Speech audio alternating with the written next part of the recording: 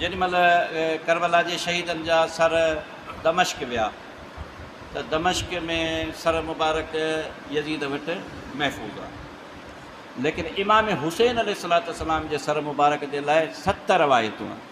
7 रवायतूं इमाम हुसैन जे सर मुबारक लाइ आहिनि, जो जेॾीमहिल यज़ीद सर मुबारक वापसि कया त इमाम हुसैन अलैहिस्सलाम जो सर वापसि न कयो। ठीकु आहे। बाक़ी जेके सर मुबारक आहिनि उन्हनि सर मुबारकनि में तक़रीबन 18 सर मुबारक आहिनि जेके दमश्क में कब्रिस्तान बाबे सगीर जे साम्हूं हिकु मक़ाम आहे, जंहिं मक़ाम जो नालो आहे रऊस शुहदा, यानी शुहदान जा सर, रास चइबो आहे सर खे, रऊस शुहदा। उन मक़ाम ते इमाम ज़ैनुल आबिदीन अलैहिस्सलाम पंहिंजे एजाज़ सां हिकु चश्मो पाणीअ जो जारी कयो उन मक़ाम ते, जेको घर वरितो हुअमि, जंहिंखे जिते साईं पाक मजलिस बि कई, उते हिकिड़ो प्यालो अञा ताईं आहे। ख़ुदा ॼाणे उन ज़माने जो आहे, ख़ुदा ॼाणे हाणे जे ज़माने जो आहे, लेकिन अञा ताईं ज़मीन में नस्ब आहे।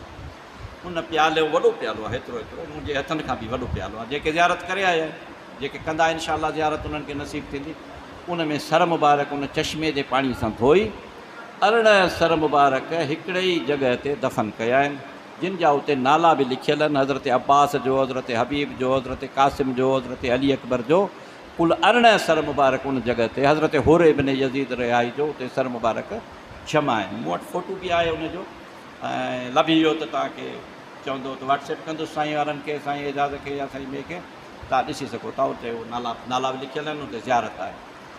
बाक़ी इमाम हुसैन अलैहिस्सलाम जे सर मुबारक जे लाइ पहिरीं रवायत इहा आहे त इमाम हुसैन अलैहिस्सलाम जो सर मुबारक आसमान जे तरफ़ परवाज़ करे वियो।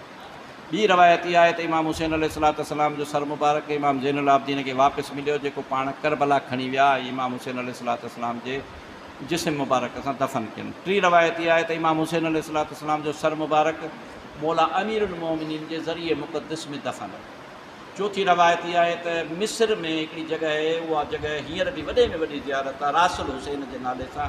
हिकिड़ो माण्हू यज़ीद जे उन कोठीअ मां इमाम हुसैन जो सर मुबारक चोराए मिस्र खणी वियो, शाम ऐं मिस्र गॾु मिस्र खणी वियो ऐं मिस्र में वञी हिकिड़ी जॻह ते दफ़न कयईं, जेका दुनिया जी हींअर वॾे में वॾी ज़ियारत आहे। वॾे में वॾो मातम जुलूस थींदो आहे 10 तारीख़ उते वॾी दुनिया जा माण्हू ईंदा आहिनि मक़ाम रासल हुसैन जे नाले सां।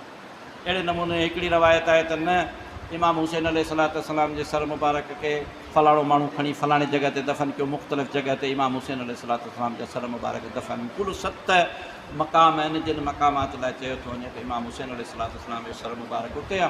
बाक़ी शुहदा जा सर करबला न पहुता आहिनि, दमश्क में हिकिड़े मक़ाम ते हिकिड़ी ज़रिया उन ज़रिए में दफ़न आहे।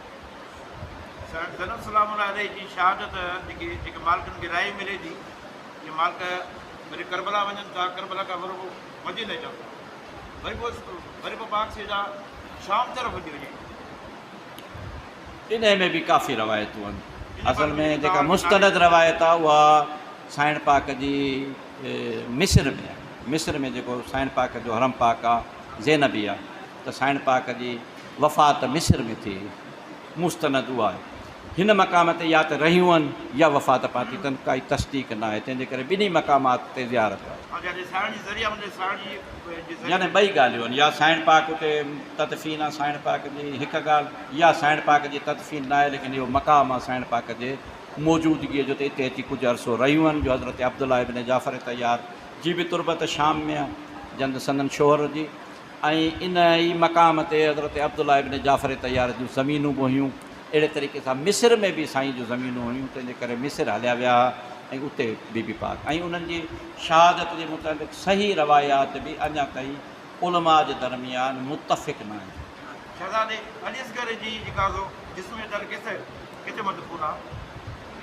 तुरबत तक हा, उनजे लाइ जेका रवायतूं आहिनि उलमा जेको कश्फ कयो आहे, जिन खे इमाम हुसैन अलैहिस्सलाम फरमायो आहे त हज़रत अली असगर जी तुरबत मुंहिंजे सीने ते, यानी मां जिते दफ़न थियल आहियां मुंहिंजे सीने ते दफ़न कयो। वल्लाह आलम।